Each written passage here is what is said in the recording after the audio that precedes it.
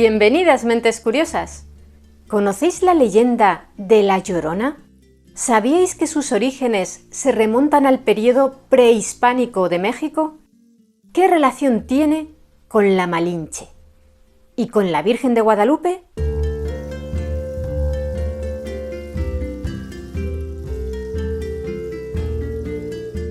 La lumbre del sol de ocaso, con ojos negros y ardientes, con el cabello rizado, con labios rojos y frescos como flores de granada, camina y llega a la casa. Se acerca al antiguo armario, abre un cajón y en él busca y halla un puñal que olvidado dejó allí Nuño una noche. Lo empuña, cruza un relámpago espantoso por sus ojos, corre al lecho en que soñando están sus hijos y loca arranca con fiera mano la vida a los tres y corre cubierta de sangre el manto por la ciudad silenciosa, hondos aullidos lanzando. La leyenda de La Llorona, con más de 500 años de antigüedad, es una de las más populares y compartidas por el mundo hispano. Y estos versos del poeta mexicano Juan de Dios Peza, los primeros de su poema homónimo, sintetizan una de las numerosas variantes que existen de esta historia vinculada al mundo de lo sobrenatural. Porque si investigáis un poco, no vais a encontrar una sola versión de esta leyenda, sino muchísimas. Un gran número de ellas coinciden a la hora de hablar de una hermosa mujer indígena o mestiza que tiene amoríos con un español de la época colonial. Ella, que confía plenamente en él, se le entrega en cuerpo y alma y tienen juntos 3 hijos. El caballero le ha hecho promesas de matrimonio que no llega a cumplir nunca. Muy al contrario, termina abandonándola para unirse en santo matrimonio con una dama española de un estatus social supuestamente superior al de la madre de sus hijos. Despechada por la traición del amante, cegada por los celos y sus deseos de venganza, la mujer pierde la cordura, lleva a sus hijos hasta la orilla de un río cercano y una vez allí les arrebata la vida ahogándolos o apuñalándolos.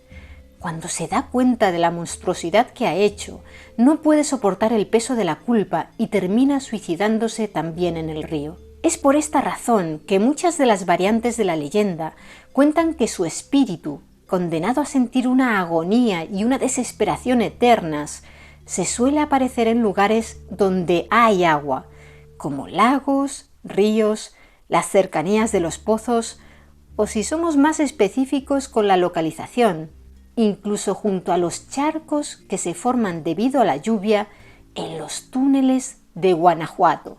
Y es que esta pequeña ciudad mexicana tiene en su subsuelo un increíble laberinto lleno de túneles y leyendas. Otros dicen que el fantasma también se hace visible en los solitarios cruces de caminos. Aunque en muchas de estas versiones se suele decir que la Llorona ahogó a sus hijos, en otras, como la del poema de Juan de Dios Peza, la mujer no los mata metiéndolos bajo el agua. Luisa, que así llamó este poeta mexicano a la desdichada de sus versos, asesina a los hijos que ha tenido con un tal don Nuño de Montesclaros, apuñalándolos, y por este crimen es condenada a morir en la horca. El poema de Peza finaliza así. Llega hasta el horrible sitio siempre con los ojos bajos, oyendo a los sacerdotes que van por ella rezando, pero al subir al patíbulo, alza la faz con espanto y reconoce su casa, y se yergue, y de sus labios brota un terrible alarido que a todos infunde pasmo. Con un temblor convulsivo, levanta al cielo las manos y se desploma enseguida como cuerpo inanimado.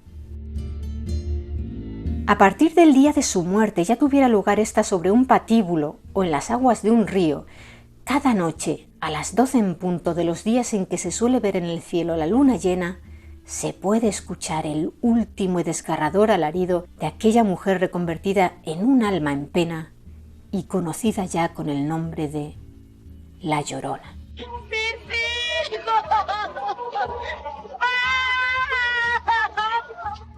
Hay variantes de La Llorona en las que es simplemente un fantasma víctima del odio y del rencor, principalmente del que ella siente por sí misma, por haber matado a sus hijos. En otras, las que consideraríamos realmente vinculadas al terror, se convierte en un peligroso verdugo que busca hacer daño a los que aún siguen vivos.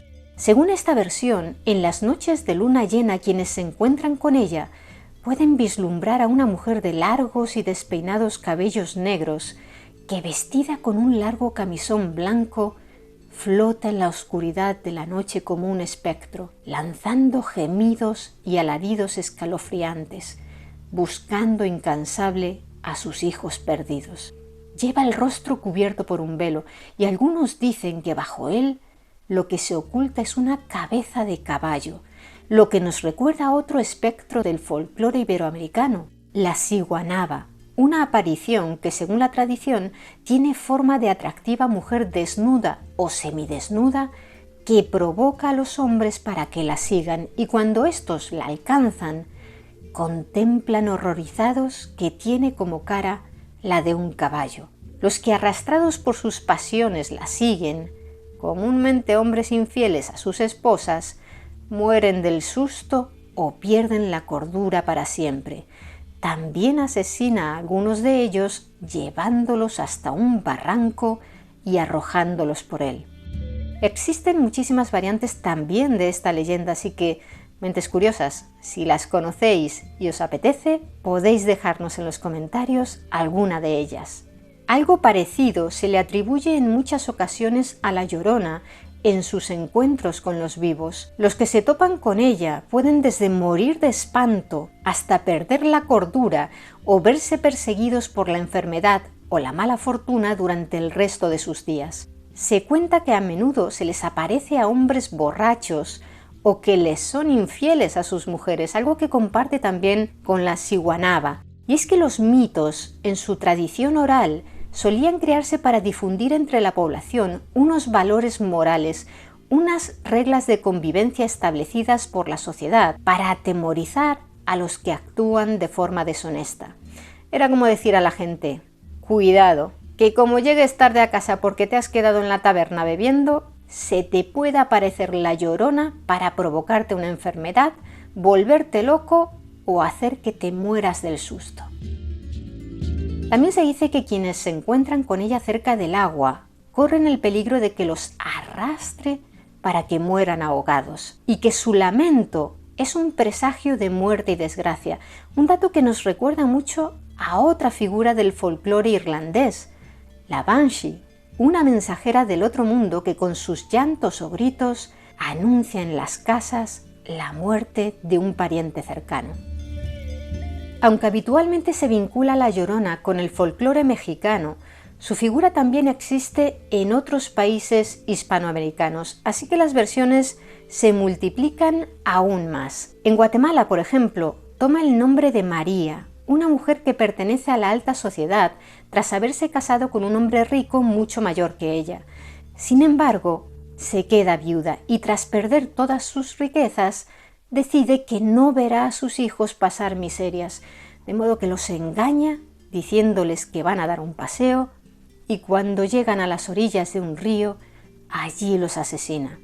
Al poco tiempo, profundamente arrepentida de su crimen, ella misma se quita la vida tirándose al río. Aunque hoy muchos sitúan los orígenes de esta figura espectral en la época posterior a la llegada de los españoles a América, fue entonces cuando efectivamente se le asignó el nombre de la Llorona, cuya historia que acabamos de repasar fue el resultado de la unión de las culturas latinoamericana y europea, los antropólogos e historiadores se remontan al periodo prehispánico para explicar las raíces de las que surgió la leyenda. Hay diferentes fuentes que confirman sus orígenes prehispánicos, todos vinculados a los 8 Tetzautl, 8 presagios funestos que en torno al año 1509, una década antes de que los conquistadores españoles arribaran a Tenochtitlan, la capital del Imperio Mexica, anunciaron la llegada de los extranjeros.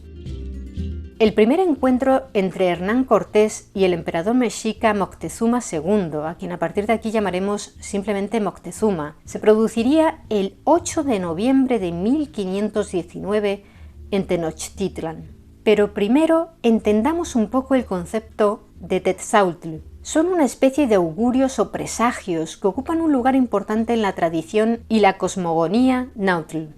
A través de ellos, los dioses anunciaban a los nahuas, grupo de pueblos nativos de Mesoamérica al que pertenecen los mexicas, grandes tragedias futuras como hambrunas, epidemias, muertes o guerras, aunque no siempre eran acontecimientos negativos. Aquellos 8 presagios concretos que hemos mencionado y que anunciaron a los nativos la llegada de los conquistadores españoles liderados por Hernán Cortés y la caída de Moctezuma y de Tenochtitlan, esta última tendría lugar en agosto de 1521, fueron recogidos en una de sus obras por un misionero español, el franciscano Bernardino de Sahagún, que llegó a América en 1529. Este manuscrito al que nos referimos es su Historia General de las Cosas de Nueva España, también conocido como Códice Florentino. Está escrito en parte en náhuatl, gracias a los colaboradores nativos de Fray Bernardino de Sahagún, y en parte en castellano y latín,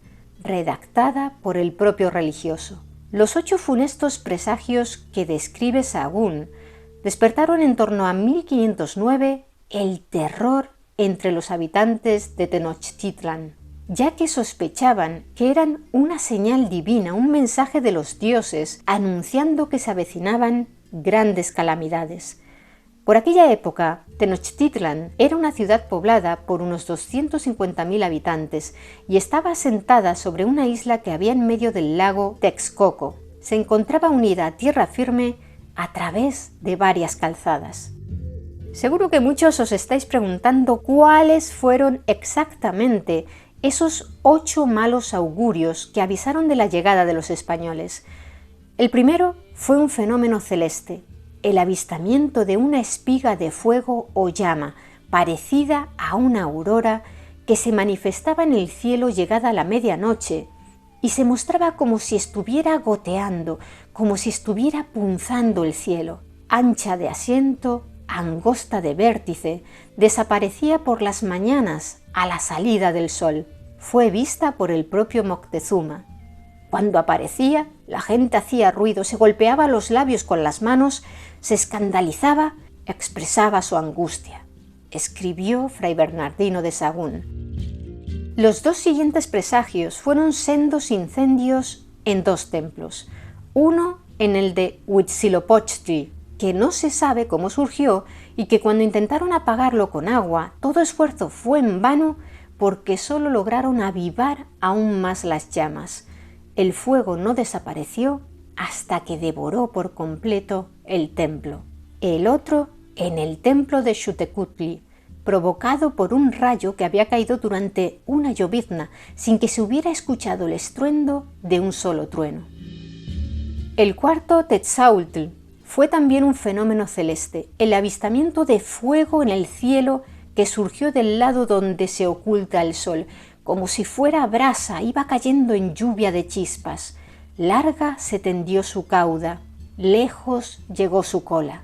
¿Quizá era un cometa? En este vídeo no vamos a entrar en el significado que se ha interpretado de cada uno de estos 8 augurios, pero en este caso haremos una excepción, porque el propio Sahagún en su obra escribe que la aparición de un cometa puede presagiar la muerte de un gobernante. Y así fue.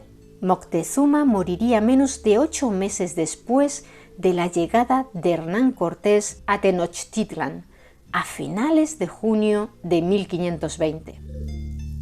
Por cierto, existen diferentes versiones de la muerte del Tlatoani, del gobernante mexica, que reinó sobre el mayor imperio de América del Norte, ya que la historia ha sido incapaz de aclarar lo que realmente sucedió. ¿Fueron los españoles quienes lo asesinaron atravesándolo con una espada o estrangulándolo?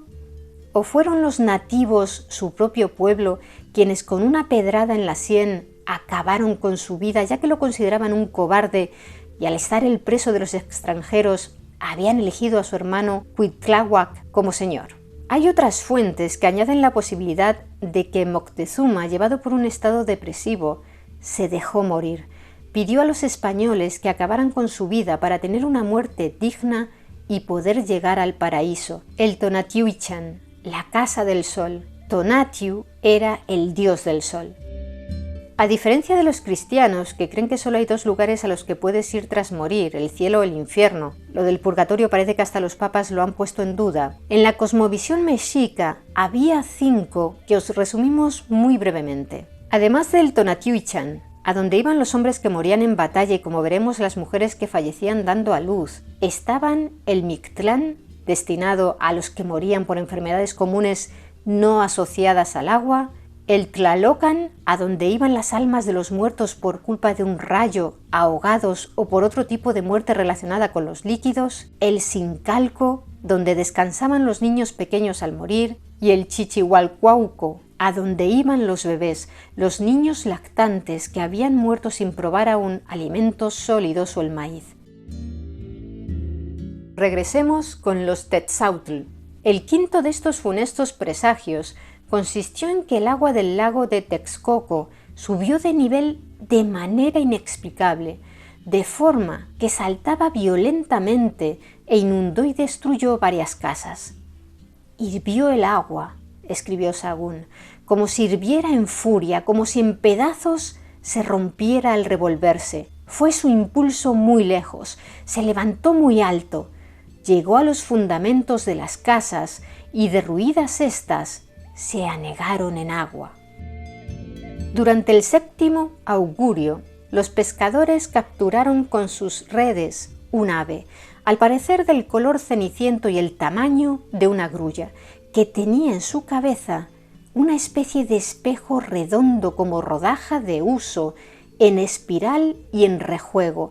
Era como si estuviera perforado en su medianía.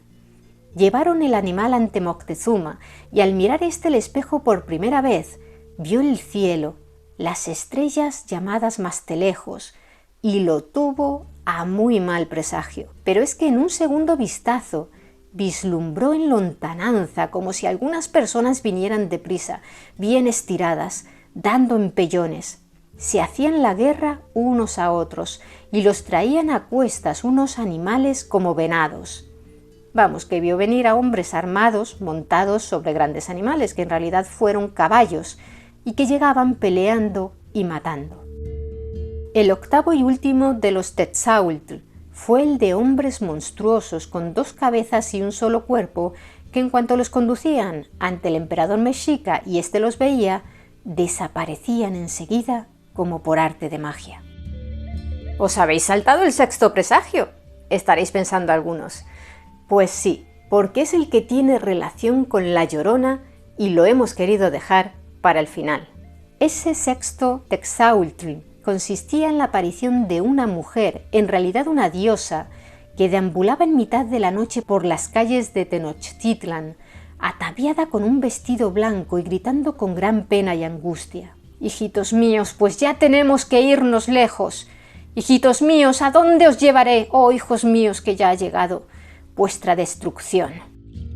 Sahagún la nombra como Cihuacuatl, mujer serpiente, que en la mitología mexica es la diosa recolectora de almas y además está considerada la protectora de las mujeres embarazadas fallecidas durante la gestación o ya en el parto, la Cihuateteo, de las que también os hablaremos. El español la llama a sí mismo de otra manera en su códice florentino, Tonantzin, cuyo nombre viene del náhuatl y se traduce como nuestra madre reverenciada.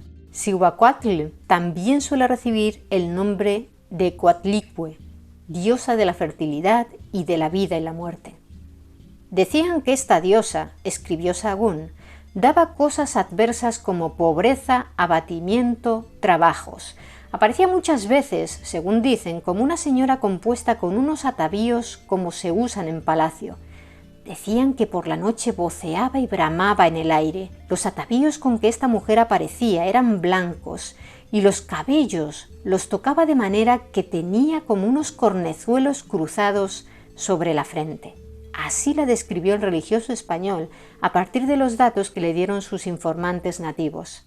Cihuacuatl, considerada por muchos expertos el precedente de la Llorona, no gemía por unos hijos que había engendrado y parido, como sí fue el caso de la Llorona de la época colonial, sino por todos los hijos de Tenochtitlan.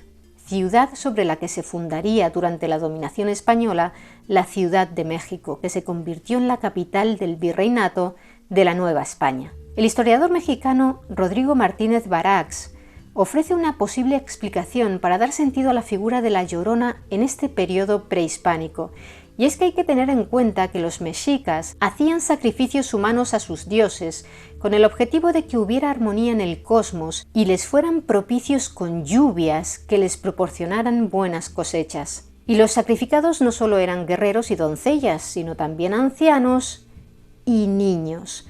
Podemos imaginar que las madres, al igual que Cihuacóatl en el presagio y la misma Llorona, no podrían dejar de llorar por sus hijos sacrificados, además de por aquellos que perecían en las batallas.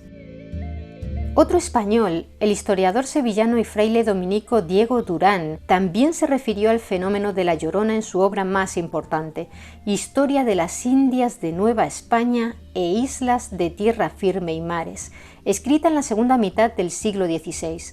Durán relató que Moctezuma estaba preocupado por los presagios que anunciaban que el final de su reinado estaba próximo, y cuando el gobernante tuvo noticias de las apariciones de aquella mujer que, envuelta en la oscuridad de la noche, deambulaba acompañada de sus lastimeros gritos y gimiendo, pidió a todos los que tenían por costumbre salir en las horas de las sombras que si topaban con ella le preguntaran qué es lo que llora y gime.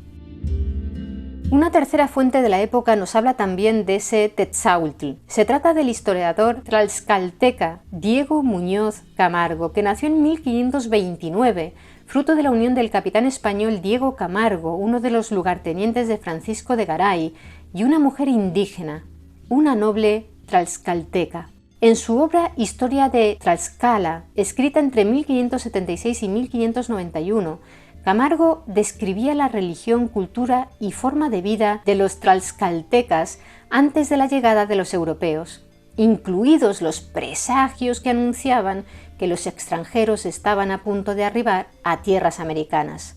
El sexto prodigio y señal, escribió Camargo, fue que muchas veces y muchas noches se oía una voz de mujer que a grandes voces lloraba y decía, anegándose con mucho llanto y grandes sollozos y suspiros: «¡Oh, hijos míos, del todo nos vamos ya a perder!» Y otras veces decía: «¡Oh, hijos míos, ¿a dónde os podré llevar y esconder?».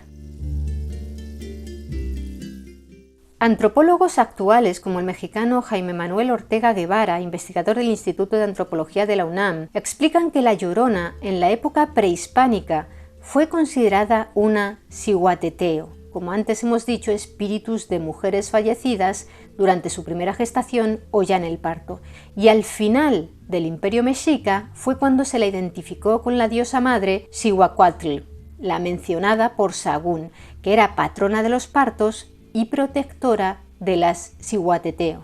A estas se les rendían honores como a los guerreros muertos en batalla, porque también a ellas las veían como guerreras fallecidas en combate, ya que la gestación y el parto en la cultura náhuatl prehispánica eran un combate, conscientes de que había muchas posibilidades de que las cosas salieran mal y la madre y el bebé fallecieran, lo que suponía una derrota en la batalla. Como se las consideraba mágicas por su maternidad frustrada, se convertían en divinas.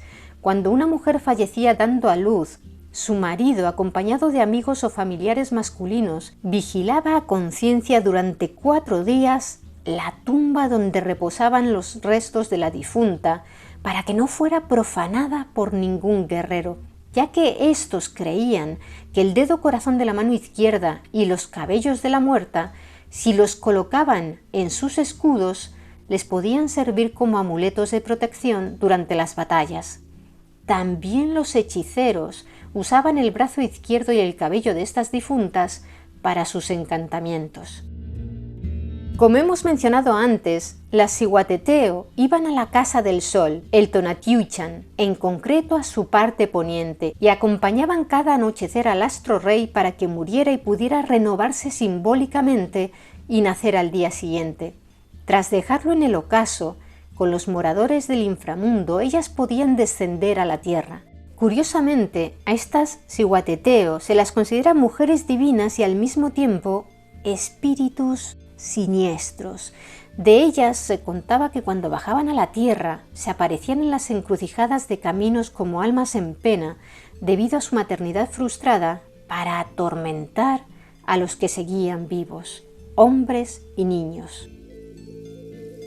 Había unos días concretos del año en que resultaban especialmente malignas y hasta se les hacían ofrendas para mitigar su ferocidad.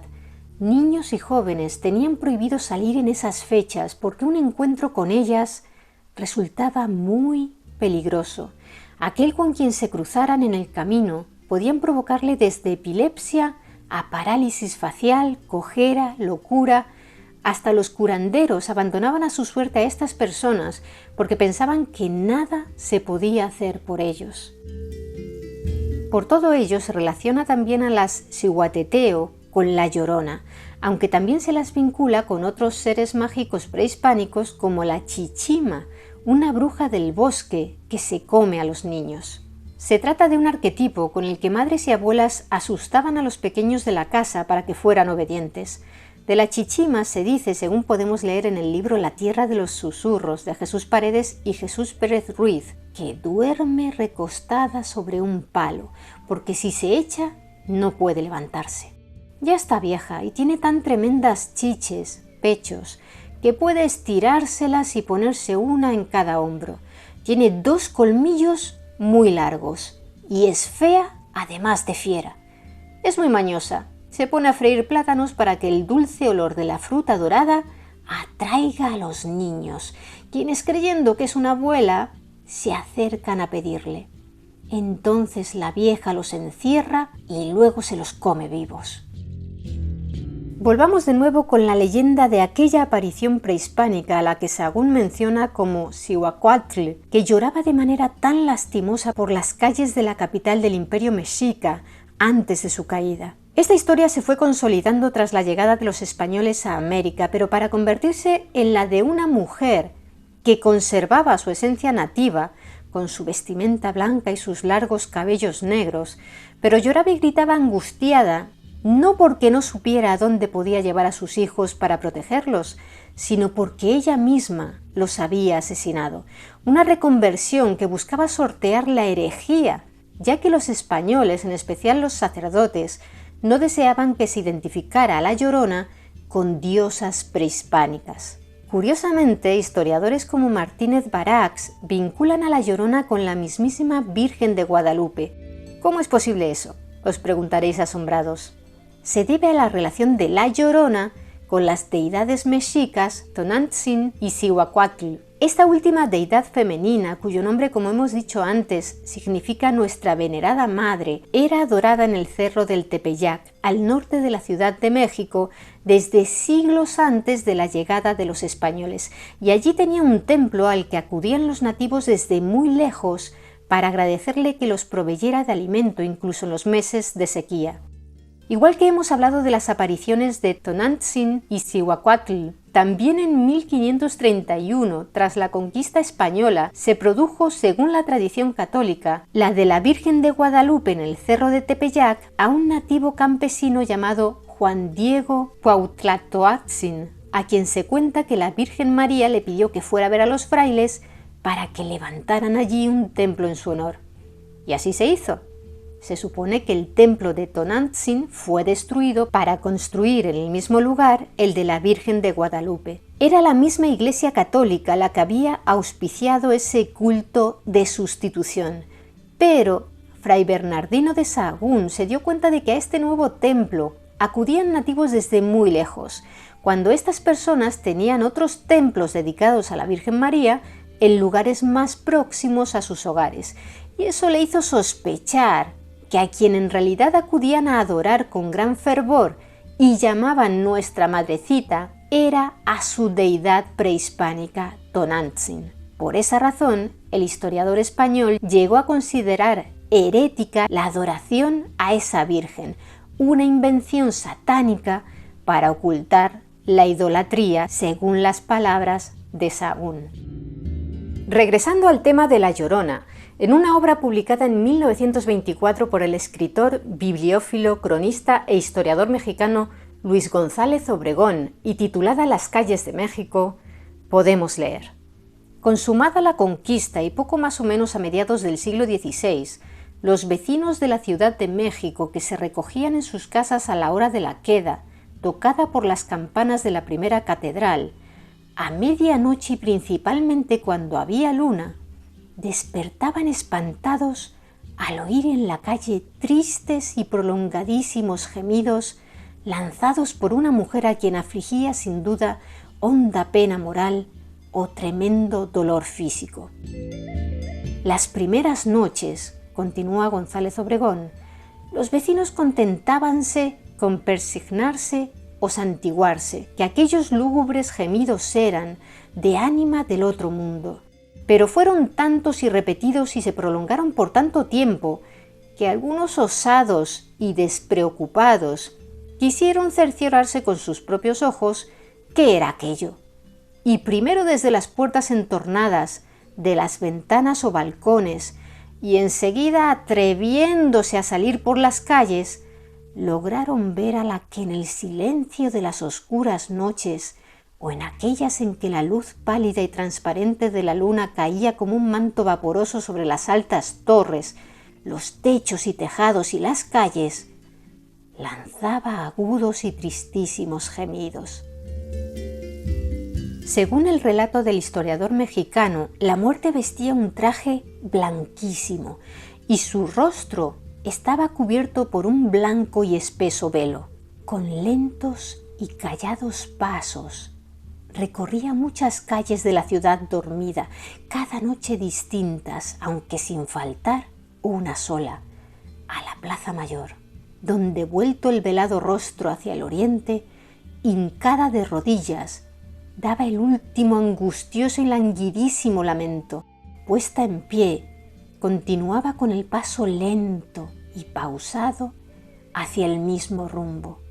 Al llegar a orillas del salobre lago, que en ese tiempo penetraba dentro de algunos barrios, como una sombra, se desvanecía.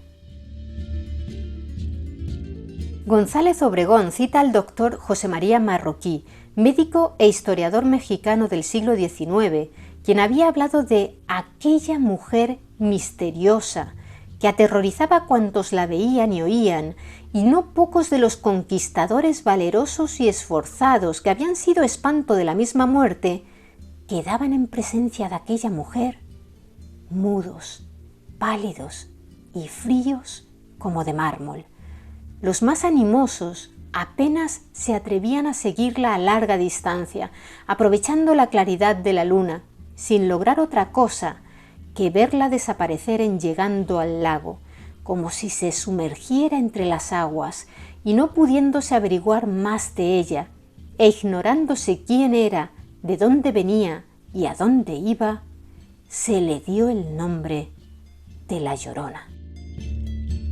Por cierto, hay quien vincula la leyenda de La Llorona con un personaje histórico muy popular de la cultura mexicana, Malintzin, también conocida como la Malinche o su nombre tras ser bautizada, Doña Marina, una mujer nahua que el conquistador español Bernal Díaz del Castillo describió, quizá influido por las novelas de caballería tan en boga de la época, como una princesa cautiva que tras ser liberada por Hernán Cortés decidió unirse a los europeos y fue capaz de gestionar, desde su papel de intérprete, la comunicación entre estos y los pueblos mesoamericanos que se aliaron con los españoles para propiciar la caída de Tenochtitlan.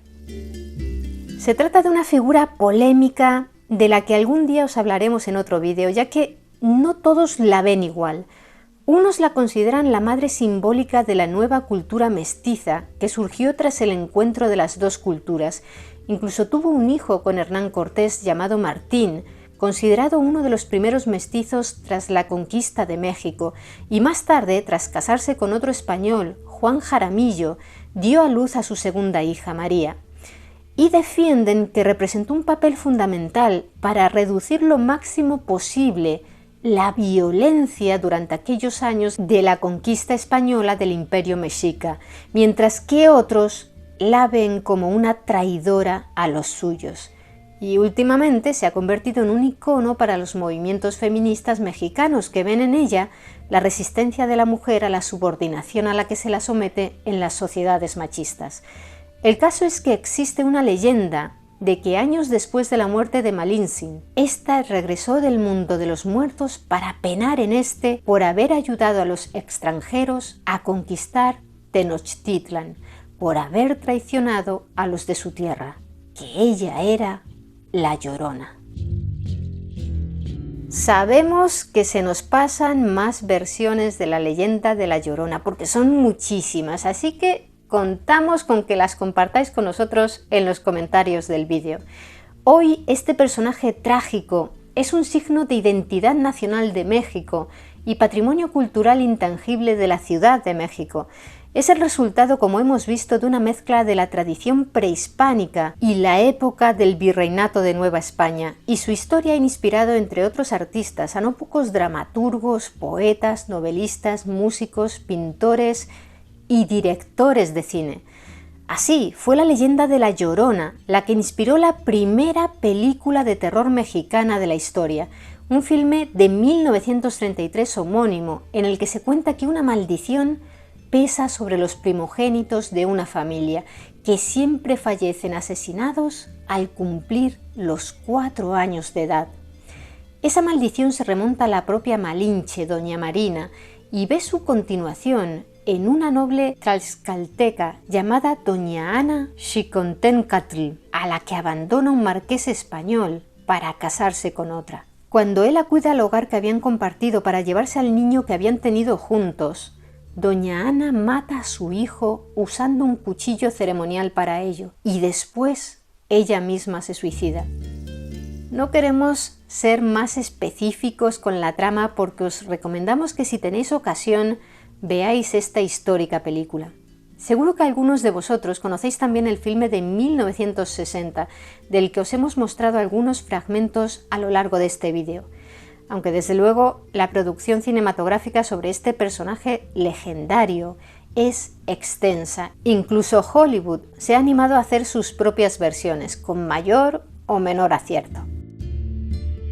Tal vez algunos estéis pensando en que también se le han hecho canciones a La Llorona, y es probable que se os venga a la memoria la más famosa de todas, titulada La Llorona e interpretada por grandes como Chabela Vargas y Rafael, o más recientemente Ángela Aguilar. Y hay muchas personas que asocian esta canción con la leyenda de terror de La Llorona, de origen novohispano, pero otras muchas dicen que no tienen nada que ver, que en realidad cuenta la trágica historia de amor de una mujer zapoteca escrita en la región del Istmo de Tehuantepec, en Oaxaca.